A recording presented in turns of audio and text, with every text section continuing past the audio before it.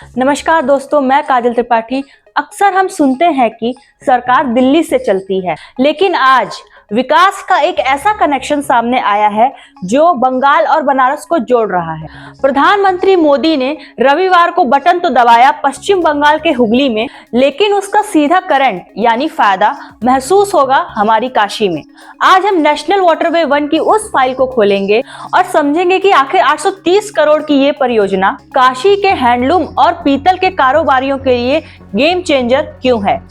सबसे पहले देखते हैं वो खबर जो हेडलाइंस में है। पीएम मोदी ने हुगली में 830 करोड़ रुपए की विकास परियोजनाओं का उद्घाटन किया है।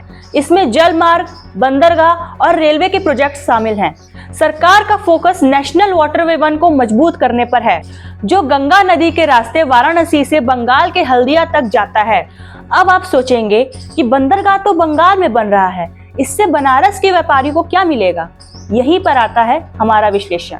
तो दोस्तों, बंगाल में Balagarh extended port gate system और आधुनिक टर्मिनल बनाए जा रहे हैं।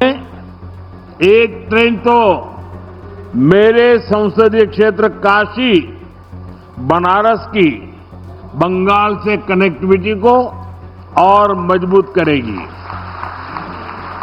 इसका सीधा मतलब है कि वाराणसी के रामनगर मल्टी मॉडल टर्मिनल से जो माल चलेगा वो बिना रुके और तेजी से हल्दिया पोर्ट तक पहुंचेगा।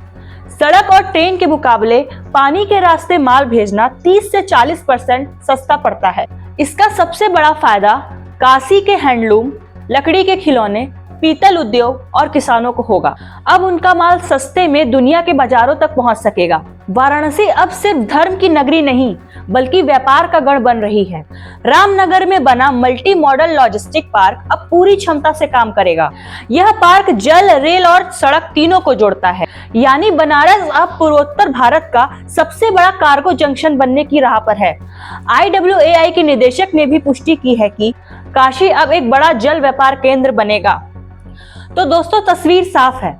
गंगा जी सिर्फ मोक्ष ही नहीं देंगी, अब रोजगार भी देंगी। महंगे ट्रांसपोर्ट के कारण जो बनारसी उत्पाद बाजार में पिछड़ जाते थे, अब उन्हें नई रफ्तार मिलेगी।